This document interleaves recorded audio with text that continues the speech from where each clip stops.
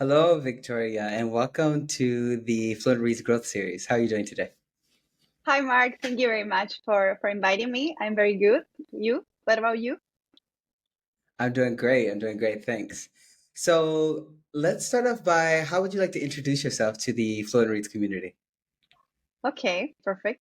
Well, I'm a business development. Actually, I'm trying to develop my own product in a startup in a seed stage. And I found this community very really interesting because I think that reading books is also really important for a business growth. And I think that we can learn so much about them. I think that we can have so many ideas, and there is very important to follow that concept and apply to to your product or your business to test and check that they are really effective. So I think it's really important to keep reading and share the content that you learn because well, something that we learn in the book that we are really talking about is like you have to inspire, and you have to leave a message. So I think that is really important to give my message, what I learned, to share to the community because they can learn also. So I think that is a kind of inspiration also for me. Okay. All right. Perfect. All right. So today we're going to be talking about Start With Why by Simon Sinek. Can you tell us a little bit about this book? Yes, absolutely. This is one of my favorite books actually because I think well, first of all, Simon Sinek, I love him because he's really an inspiration. He's absolutely a leader. And this book is like not only for business, I think it's for personal also.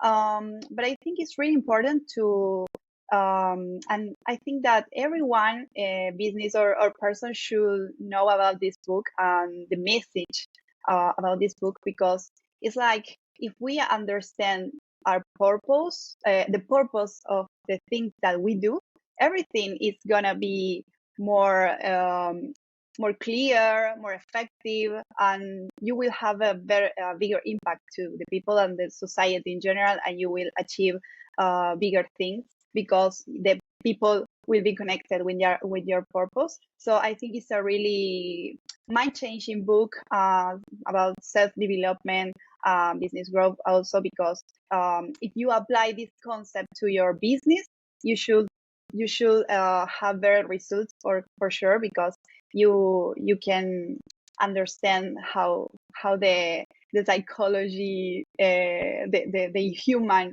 behavior acts, and how that affects and has the impact to your organization. So I think that's a great book, actually. Yeah. Okay. Okay. Perfect. So we're going to dive into this book with one quote and three takeaways that you got from Start With Why. Okay. Okay. All right. So we're going to start with the quote. Um, Passion comes from feeling like you are part of something that you believe in, something bigger than yourself. Exactly. That's a great phrase for the book because when you talk about passion, that people sometimes cannot explain, or they say that they don't find that passion, but you know that passion is connected with something more deep about people. Um, and you know when you are Simon Sinek talks about the limbic brain, that is the deep brain, and the more primitive brain, and that brain has a language. So when we try to explain the decision that we make, we try to rationalize that decisions, but like they are so connected with emotions, and emotion has no words. We invented that words for that emotions to identify them, but it's just a feeling. So the passion is about the feeling. So that's connect with your causes, and when you identify those feelings in the things that you do, but you can explain it, but you feel more connected and you follow that purpose. That's passion. That's is passion, and I think it's really really interesting because many times I hear people is they say like I don't know what is my passion, or they have a crisis, existential crisis, and it's like just do the things that you feel more connected. That's the passion about. It's more simple. And that's great, actually. So that's, I think that I choose that phrase because it's like very, very impactant phrase. Yes, I think that's interesting. It's something that comes up a lot, when people are trying to figure out their passion, and it can be quite simple when you think about, okay, so what do you connect to? Where does your curiosity taking you? Curiosity takes you in many directions, and simply following it, you essentially find different patterns of like, oh, I noticed that I'm interested in this topic or in this field in a way. And obviously there's more work when you're trying to build maybe a product or some type of, business idea around this, but yeah, it's simply to start out. It's an exploration. Hmm. Exactly. And it's about to try to find these things that connect people with you. And also in the business perspective, you don't have to engage your product to everyone. You just have to to to to expect that people who feel connected with your product will follow you because you will inspire them. And that's passion. Exactly. That's It's really important to not focus on the masses and essentially find your group, your niche, essentially, because those are the people who understand and authentically connect with your message. Totally. Exactly. Okay. All right. Let's move on to your first takeaway. Okay, I'm going to read it. We assume we know things and we start by that. When better discovers come from things you cannot see. And leaders understand that value because they have a clear, deep sense of why enough to inspire others. While why type people, leaders, are the visionaries. They imagine a future with their purpose, and how type are the realistic ones and know how to make a plan to achieve that common belief.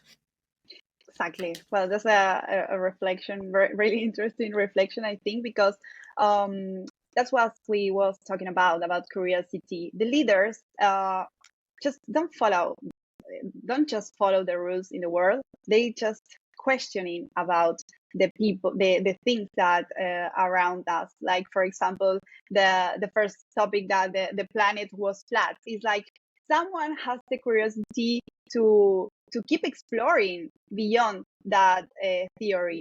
So I think that leaders has that must have that ability Mhm. to questioning the things, the status quo, and that's kind of curiosity allows you to keep exploring.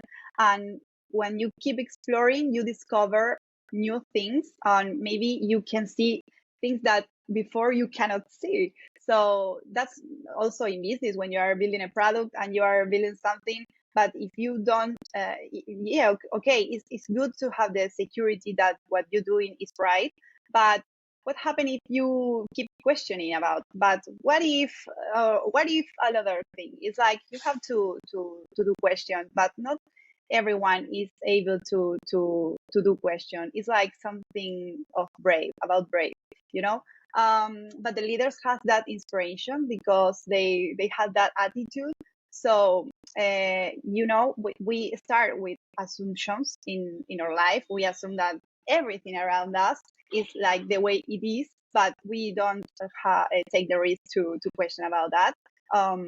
So sometimes we think that some decisions about our people or clients, for example, in a company, they are doing or having this behavior because of that. But are you sure about that? Because if you start by that and it's a bad assumption, how do you know? So then you will build a solution that will be wrong because you start by a bad assumption. So that's I think that is really important to keep always that ignorance mind. Like I can Yeah. learn everything and I can ask everything even if I know it. It's like, can I question again? Maybe I discover something new. And then when you have that leaders, you have also the leaders are the people that they has the vision of future, the innovative mentality mindset. um, and then you have that's the white type. You Simon Sinek called the white type people. You have the how. type people. The how type people is more realistic. They are like the doers, you know, but they are also connected with a purpose, you know, and they like has to have the synergy together. They had to build that partnership and be together because the leader has a vision but doesn't know how to to construct the message or the idea or the product or whatever. But the how, why, the how type, yes, they have the tools, the ability to know where, planning everything to follow that, to give that the message to the society. So I think they are a good team, and yeah, that's a great work together in a company or whatever. Yeah, this is interesting, especially with the dynamic. Well, one, you could have it maybe if there's, two co-founders who complement each other's skills, where you have one as maybe the visionary is typically more of like the CEO, and aspects. And it's always important to have like that compatibility in some way. But even if you are a solo founder, essentially, you'll eventually be working with other people. So it's really important to try to find those complementary skills to help each other essentially, because one person can't do everything. So it's important to create, a team, a system in order to, to optimize performance in different ways. Yeah, exactly, absolutely, totally. It's everything is about teamwork. Exactly. Okay. All right. Let's go into your second takeaway. The limbic brain is responsible for all human behavior and has no capacity for language, and that's why it is so complicated to put feelings into words. For example, he say that the problem with love, we only know we found it because it just feels right. And as human, even for business or not, we take decisions based on our primitive limbic and non-language brain. So we just feel those are the right decisions in order to understand that decision that we felt. We attempt to rationalize it. And when people follow a cause or an idea proposed by a leader, it is because of themselves, because that's the pure essence of why in the cause. Exactly. Just what I told you before, like the limbic brain has no place for language. So people take decisions based on their feeling. They trust their gut, and that's completely connected with the limbic brain. And that's another thing when you trust, you are surrounded by your family, your friends, and you why they are your friends or the family you choose, because you share in that point, you share the same values, you know. But some but you don't talk about them, about your values. That's where, or you know, people doesn't do that. So but you, in the same way, you have feelings with that people. You feel connected. You don't put in words what it's that about, but you just feel it. And that's about the limbic brain. And you share their beliefs, their causes. And that's when you, maybe when friends give you a recommendation, or you want some recommendation for something, or a friend of you tells about, you have to follow this leader, I don't know, or see this video or whatever, and you trust them. But if you find someone that you don't know at all, and they say like, you have to do that or follow that, you will not, because you don't know them. Maybe if they are telling you a great discourse or whatever to convince you or whatever, but you will trust. Or maybe they are selling you some product, and you will say, okay, my friend knows about that, I will ask him, because you trust the people, you know. And that people you trust is for something. You are a friend of that people because you share in some point the same values. But as I told you, it's like we don't talk about that, but we just feel it, and that is connected with the limbic brain, the most primitive. So when we do sometimes decisions about, I think it's something about kind of intuition also. When you say like, I don't know, I just feel it's right, or the case of the law that Simon Sinek said. That's the problem with law. We just can't explain when someone asks you like, "Are you in love?" and you say like, "I don't know. I just feel it." It's like I can explain. It's just I feel good. It's like it's an emotion, and you try to rationalize it, and you say, "Oh, I would choose this product or this company because I don't know. I just feel I have that intuition that maybe this is good." Um, and that's because there is something more that you are perceiving with your limbic brain, and you try to rationalize, and you say like, "Oh, I'm choosing this company or this product because of that or that." But that's those are rationalizing. You really are choosing them because something deeper that you maybe don't realize that. But if you get deep inside, you will discover it. That's great. Yes, definitely. And it also shows like the importance or the significance of the emotional connection that, brands can have or potentially have, uh, with their clients, with their customers. And as much as we try to talk about, being rational and a rational explanation of things, whatever, we're emotional beings. And this is essentially when you look into the, different big brands that have a large following, whether it's Coca-Cola or Apple or any other type of brand. When you start to ask why do you like this brand or whatever, people can't really put it into words. There's like this natural Mm-hmm. gravitation, this magnetism in a way that attracts it to them, whether it's their storytelling the brand is telling or whatever, or even the group of people that are associated with it. So it's a really interesting thing to keep in mind. Yeah, that's a great the main work I think of marketing team, branding team. Yeah, I the other day I was talking about the intimacy brand concept that is kind of something like that. It's like it's just connected. The intimacy Yeah. brand is the brand that actually understands the how to shout that message to the world, and Mhm. that's why they kept massive people because they understand, and they just start recommending and talk about this brand to their the people around. So that's how a brand has a massive impact to the society. Actually, yeah, that's a big challenge. Exactly. Okay.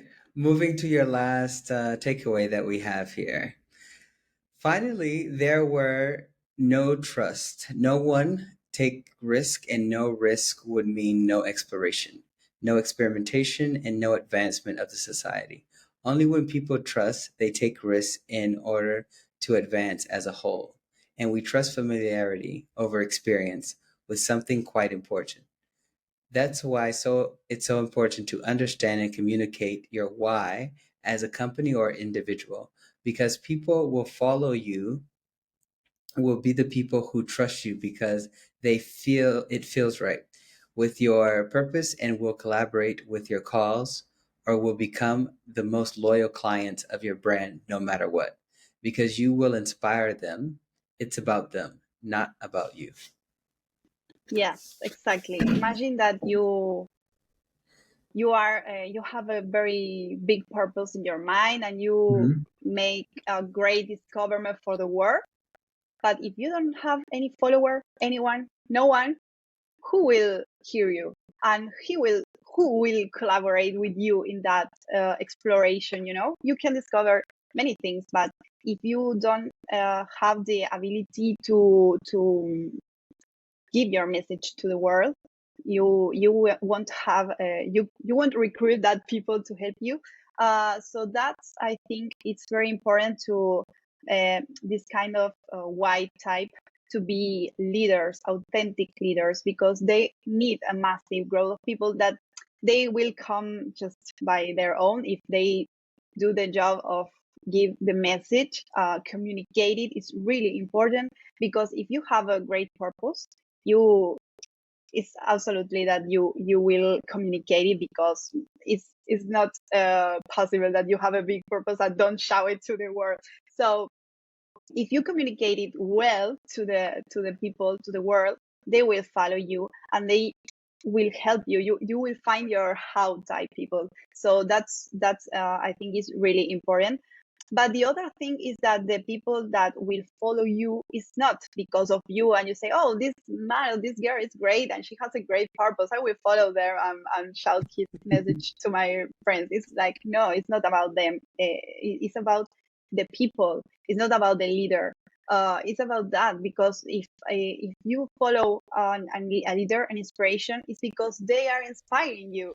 It's not because you say, oh, that's a great charisma, I will follow you because, it's like Yeah. you are guiding me. I feel connected. You make me feel things that could collaborate with my self development or my business or whatever. But what you do inspires me, and I will feel connected with my friends that I choose because I share my beliefs with them. And I will say, oh, just follow this guy because they have this purpose in the life, and we will share in the same thing. And that's really important to sell the message to the world. And it's about that people. That's why a great brands like Coca-Cola or McDonald's, for example, McDonald's, they doesn't start with saying like, oh, this is the best burger in your life that you will prove. It's like, if McDonald's started like that, never will grow. It's like they started like this. We will make you happy. It's like that's their slogan. It's like Exactly. happy. And they like communicate that since the first moment. So that's why people consume that brand. That's the case of Apple also. The case of Apple, that saying like challenging the status quo, think different. In a very moment that there was some monopoly of just a few of companies that owning the technology, and they say like, oh, we can make accessible to the common people the technology, and they position it like that. And that's great. Or in the example that they say, Simon Sinek say in the book also, that the Martin Luther King, he has a purpose um, to the society in general, not only for them, for him. It was for a lot of people, even that for the rest of the world, not even the Hmm. country. It's like something, a purpose that you can feel connected, because it's for you, for the society you live in, because you want a better world or wherever. That's kind of magic that happens when you start with your why, with your purpose. Definitely, definitely. This book is extremely useful. I remember reading it some time ago, and it is important for you to have a why. And influence reads where we're founder centric, and we want to try to optimize the learnings for startup Mm. founders, early stage startup founders. Why do you think this is an essential book for a startup founder to read? Because this book gives you a really guide, or like this check, like, okay, that's great, because and you say like, I had to start with this book. You don't have to start with the why, you have to start with this book. Yeah, because it's if you start good, if everything will you do will be good. So it's really important, because you have to start communicating your purpose. Even I think that many startup founders even doesn't know their purpose about why they are building their startup. So they start like knowing about why they build a startup, why they build a product, for who. I think they will be like a roadmap to, okay, we have to go to this direction, and we have to build this message to the followers. You will have the early adopters, that the early adopters are the people that will follow you wherever the stage of your product, wherever, because they trust you and they Yeah. know that you will do something great that will help them and the world. Yeah, that's really important. Exactly, exactly. As you said, it's a roadmap, and especially it helps you sort of kind of condense, solidify an idea, because there's a lot of things that are coming at you, as a founder, where you need to learn about finance, you need to learn about marketing, but essentially your representation of the brand that you're creating, and you transmit that every time you talk about your brand, about the startup that you're creating. So it's really important, because people, we can pick up on if you really understand this connection and the why you're doing it or whatever. So it's really important for us to know this first, so that we can effectively transmit it to first the early adopters, and to the other people who may come along to join our mission in some way.